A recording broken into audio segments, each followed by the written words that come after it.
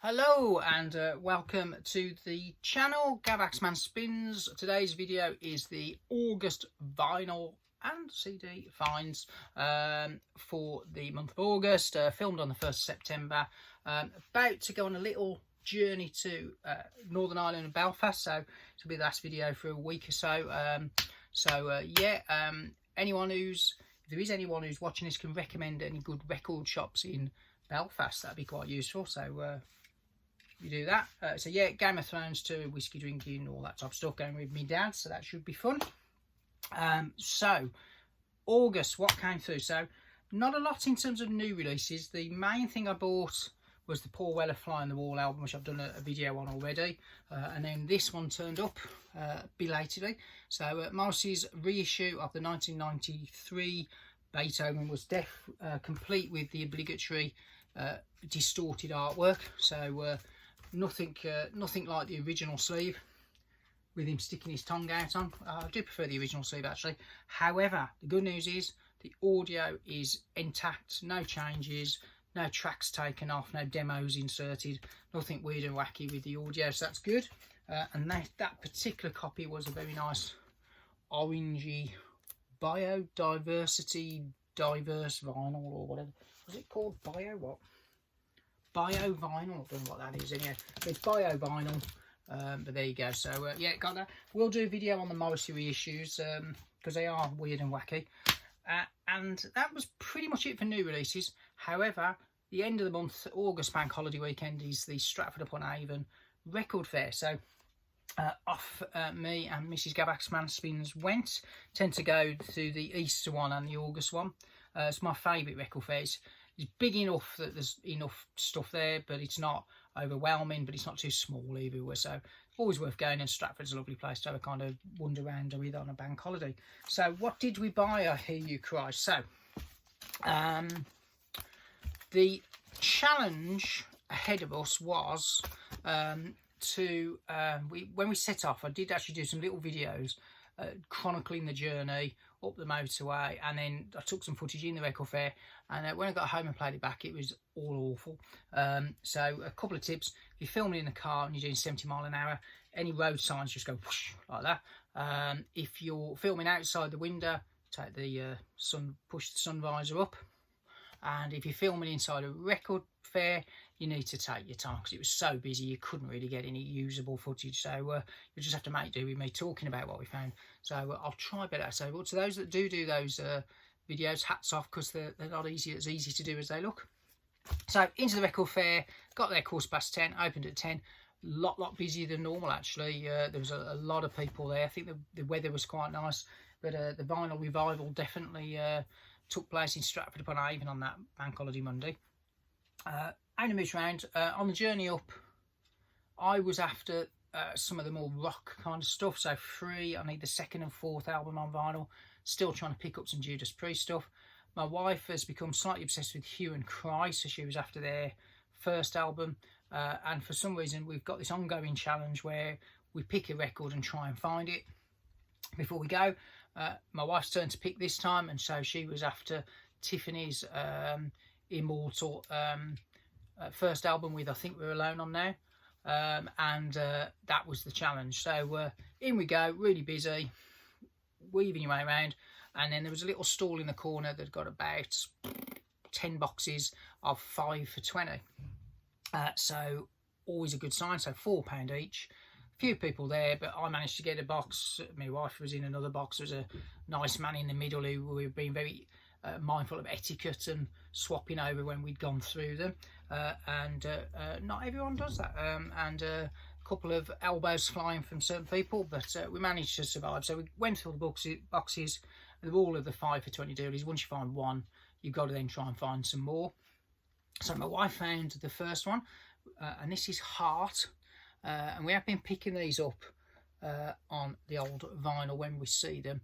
So this is called Dog and Butterfly. So a UK original from 1978. Weird sleeve because it's kind of, everything looks a bit backwards. So but yeah, so that's how it kind of unfurls. So yeah, so that was the first one. Over in my rack, I found one that caught my eye, and this is a band that I don't know a lot about. I know one big hit single, don't know a lot else. But what drew my eyes to this one is, first of all, the name, the Associates, and this is their first album, the Affectionate Punch. But when I was looking at it, I saw it was on the Fiction Records label, and Fiction, sorry, I haven't showed there. So Fiction Records are obviously the home of The Cure, and lo and behold, when you read the credits, it says thanks to Robert Smith for backing vocals. So that kind of piqued my interest. It was £4. It is a UK first. I know John at the 6-inch Pianist has just done a video on one of the Associates albums. It's a harder one to find, so I thought I'll give it a go. So I found that one, and lo and behold, I thought, I wonder if I find any more Associates albums, and I did. I found the more well-known and probably more famous album called Sulk, which has the big single Party Fears 2. Bit of Smith's trivia. Billy Mackenzie was also the William of It Was William, It Was Really Nothing, apparently, and is also the subject of the sneaked into your room just to read your diaries line in Suede Head, and he was a good lay, apparently. There you go. So that's that one. So still in the 4 for 20 with another Smiths connection. So Brian Ferry, 1987 album, that's title I can't pronounce, I'm not even going to try. Yes, so The Right Stuff is on that. That was the opening single, which is Brian Ferry taking a Smiths instrumental with Johnny Marr, reworking it into The Right Stuff. So it was originally Money Changes Everything. Not a bad album, this. I've over the years picked this up on cassette for £1, CD for a couple of quid, and now vinyl for £4. So yeah, so it always ends up in the bargain bin, but it's actually not a bad record, so that's good. And then the final one in the 5 for 20, well happy with this. A bit of funk. Cameo, Codpiece Ahoy. I don't know if anybody remembers that from the 80s, but Word Up, what a great song that is. So £4, got Word Up candy on it. I'm happy to have that just for Word Up. So I've cleaned all of these. They've all come up really well. Played a couple, yeah. So hopefully there. So I'm looking forward to listening to that. My wife on her hue and cry kick didn't find the first album. Neither did I, but she did find for £3 the second album. So this one's got Looking for Linda and Ordinary Angel on it. I haven't listened to it yet, but she was well happy to find that. Over in the far corner was I, and I was all over the place. And look what I found. The Bengals first album. So I've been after this for a while. I did pay a tenner for this. It's in really good nick.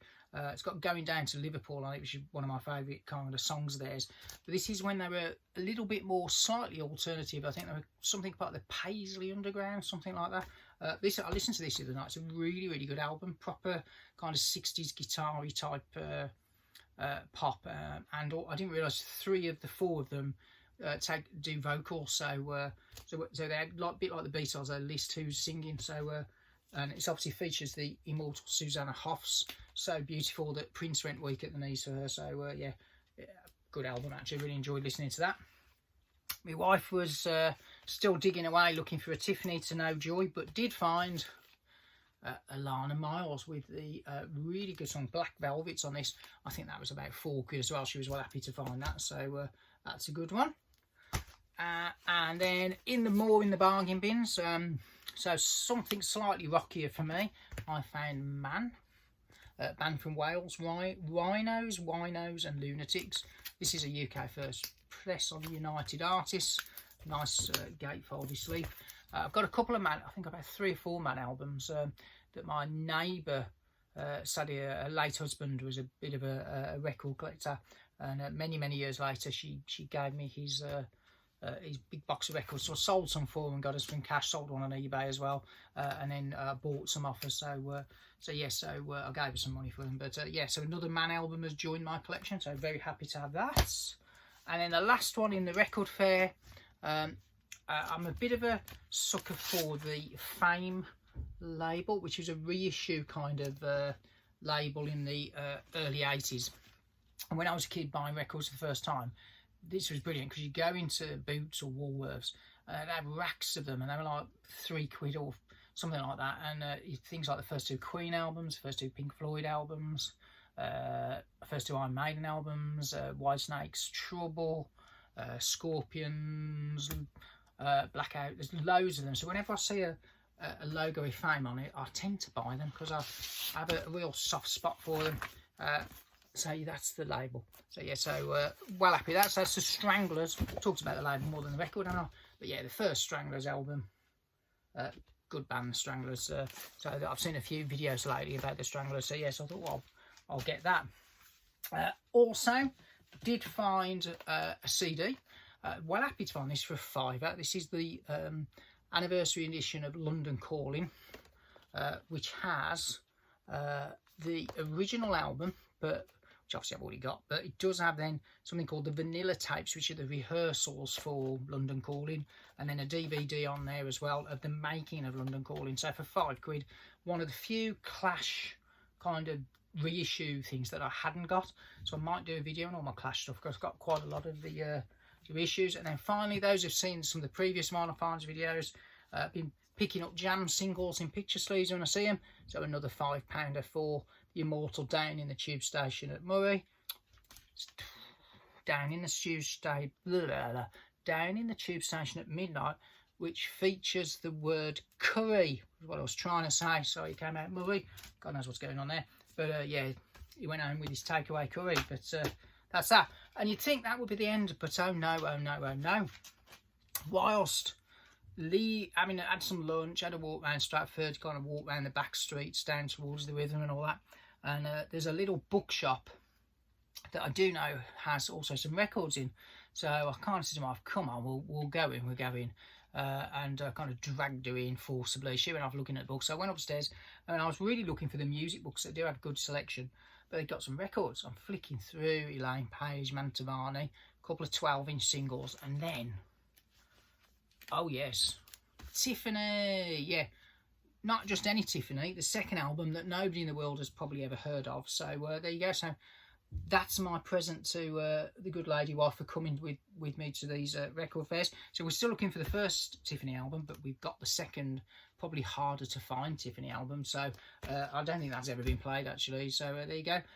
Tiffany, she doesn't look too happy on that sleeve, so I'm wondering if the bad times are ahead, which is why she maybe disappeared. But there you go. So we're not alone now, Tiffany. We've got your second album, just got to find your first album. Thank you for watching.